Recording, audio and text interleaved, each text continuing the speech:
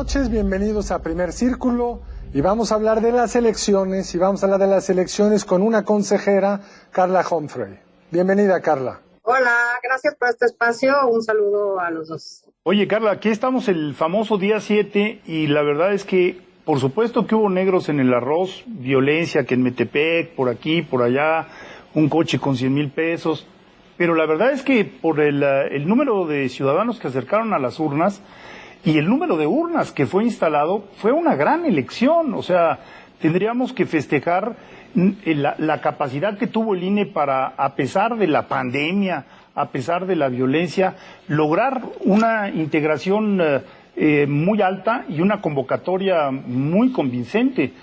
¿Ustedes está por arriba o por abajo las expectativas que tenían ustedes? Bueno, creemos que teníamos como indicadores que podía ser esta una muy buena elección en términos de participación ciudadana, particularmente porque en términos de capacitar a las y los funcionarios de mesas directivas de casilla, la verdad es que, contrario a lo que se estaba publicando, siempre tuvimos muy buena recepción.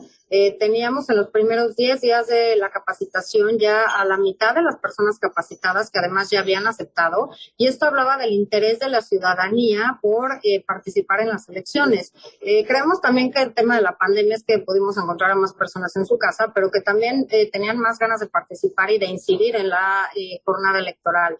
Así que, aunque teníamos estos indicadores que eran muy positivos respecto a que las y los ciudadanos querían participar en las elecciones, pues creo que es un resultado muy importante el tener en una elección intermedia más del 52% de participación. Pues eso es algo que no pasaba en pues todo este siglo de entrada, pero además creo que nos dejen claro que una cosa son las polarizaciones, las redes sociales y quizá lo que se publique, y otra es la participación real que quieren tener las y los ciudadanos en las elecciones, en determinar cuál es el destino que quieren para su país, para lo que viene, en este caso y a nivel federal, los próximos 3 años, y creo que eso es lo que marcó la jornada, gente comprometida, tanto haciendo fila, digo yo, a mí me tocó una fila de 1 hora y media, por ejemplo, pero además gente muy comprometida con ser funcionarios y funcionarias de mesas directivas de casilla. Creo que la noticia importante es que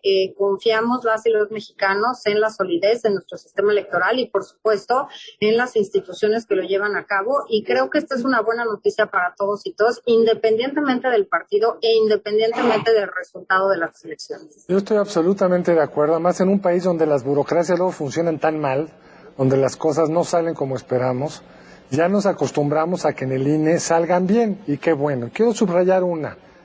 No es nada usual que en una elección de esta complejidad, a las 11 en punto de la noche, saliera el presidente consejero a darnos un panorama que nos quitó la incertidumbre fundamental, que era cuáles eran los números que íbamos a tener en la Cámara de Diputados, con rangos, porque no se podía hacer exacto, pero supimos todos los mexicanos en 15 minutos cuál había sido el resultado de la elección.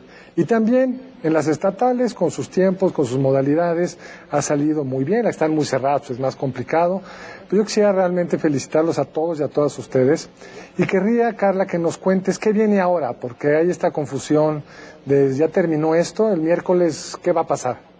Quisiera, antes de contestarte eso, decir que es una elección de muchas primeras ocasiones en cosas. Fue la primera elección con voto por internet desde el extranjero, aunque ya hay varias entidades federativas, entre otras el Distrito Federal, que hace 10 años ya lo había utilizado.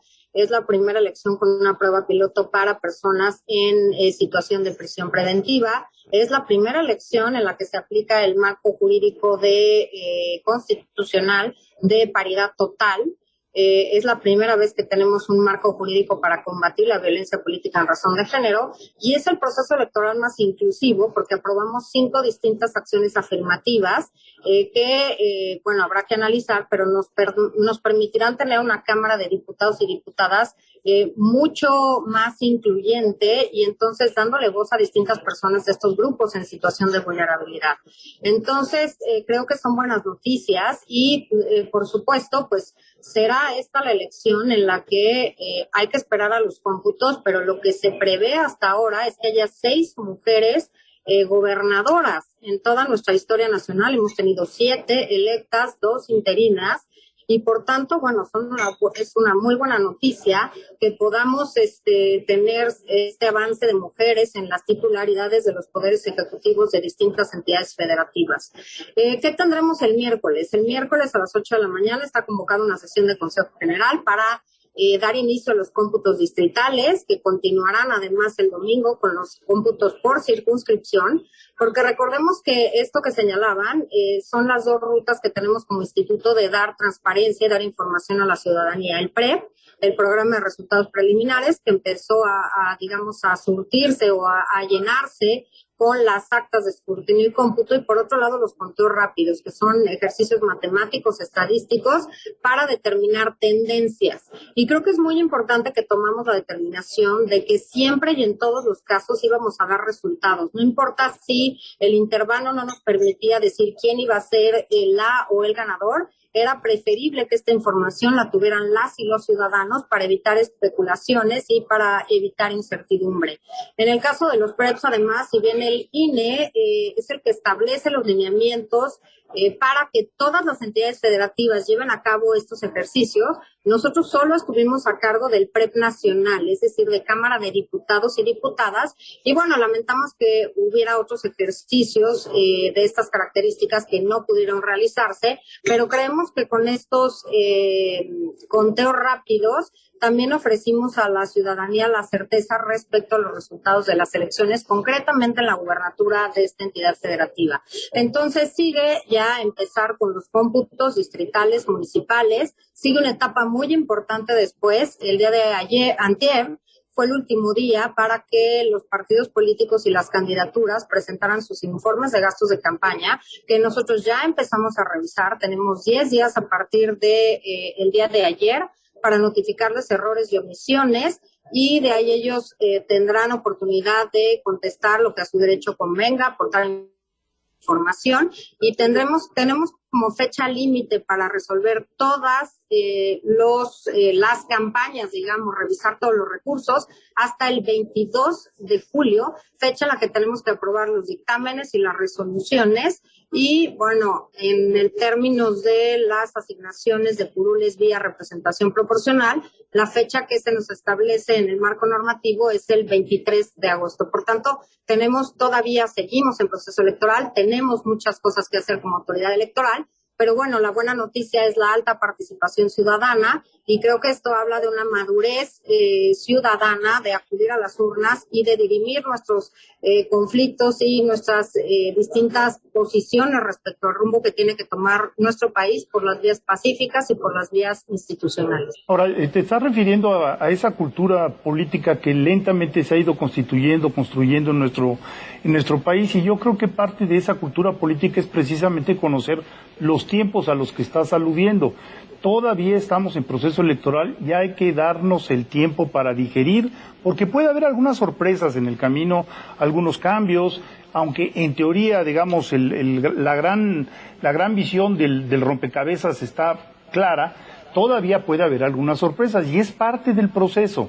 No debemos de empezar a lanzar datos, seas ganador o perdedor o te supongas ganador, porque eso enturbia.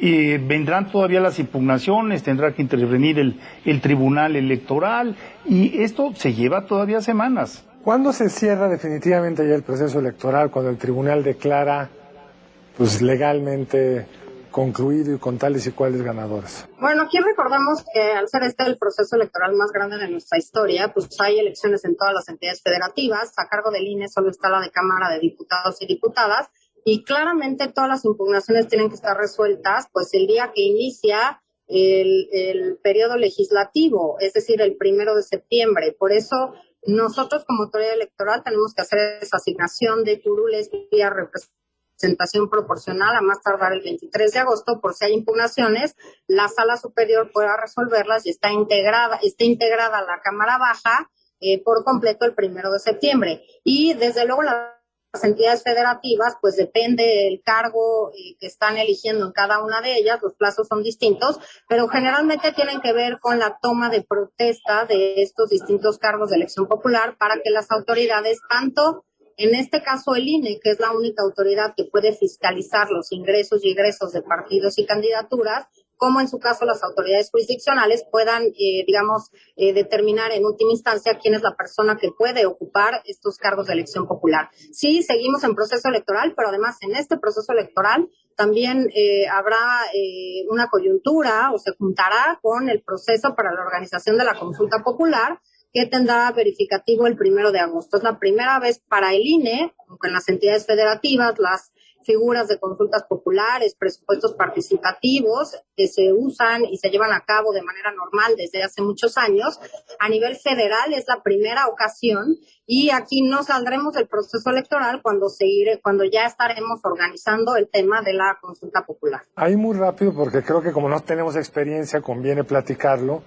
Hasta donde recuerdo yo la ley, Federico, es muy clara la ley. El único que puede hablar de la consulta son ustedes. O sea, no hay propaganda de ninguna de las dos partes. Va a haber una pregunta y el INE nos va a estar diciendo, esta es la pregunta, salgan a contestarla. ¿Estoy en lo correcto? Sí, es lo correcto y además también aclarar que el INE no hace la pregunta porque hemos estado recibiendo también quejas de que si la pregunta está bien redactada, mal redactada, se entiende o no se entiende, la pregunta la hace y la redacta y valida si es neutral la Suprema Corte de Justicia de la Nación. Nosotros no le podemos mover ni una coma a cómo está redactada la pregunta. Lo que haremos es explicar en qué contexto o por qué, digamos, cuál es la razón de la pregunta. Y tienes razón, la única autoridad que puede hacer difusión de la consulta popular es justamente el Instituto Nacional Electoral, que además está a cargo de la organización de toda esta jornada y también de la publicación de resultados. Sí, que no esperen campañas de a favor o en contra, porque no se va a dar eso, es realmente algo inédito y es una reflexión que los ciudadanos tienen que hacerse en aislamiento, no es de partido, no es necesariamente digamos, de un equipo que vaya a convencerte de tal o cual, es una reflexión. Y la pregunta que redactó la Suprema Corte es compleja, por decirlo menos, no es tan sencilla, ¿no? A diferencia de otros. Yo ayer oyendo al presidente del INE, hoy oyendo del presidente de Morena, hoy oyendo al presidente de la República, me quedo muy satisfecho de tener la plena convencimiento, espero no equivocarme, pero que en el 24 estaremos otra vez con un INE organizando otra vez muy bien la elección. Y es gracias a todo el trabajo que hicieron ustedes. Así que muchas gracias y felicidades. Sí, yo coincido con Carlos porque además hay datos que indican que después de la elección la credibilidad del INE normalmente aumenta. Así es que yo creo que van a entrar ustedes en un periodo de una altísima credibilidad. Y ha sido de verdad un gusto platicar contigo, Carla, volverte a tener aquí en este programa. Y yo también, como mexicano, quiero expresar mis congratulaciones porque hicieron un trabajo, a pesar de muchas dificultades, muy serio. Así es que muy buenas noches y de verdad a todos tus colegas felicítalos, ¿no? Pues al contrario, gracias a ustedes, a la ciudadanía, al apoyo también de los medios de comunicación. Siempre hay algo que se puede mejorar y creo que eso es lo que tenemos que hacer, seguir perfeccionando nuestro sistema electoral y pues que haya esta solidez institucional para que las y los ciudadanos podamos decidir qué rumbo queremos para el país por muchos años más, que ya se instale esto como una práctica normal. Me parece que ese es el gran mensaje. Pues así es, muchas gracias por estar con nosotros, Carla, y a ustedes por acompañarnos. Buenas noches. Buenas noches y nos vemos en la próxima emisión de Primer Círculo.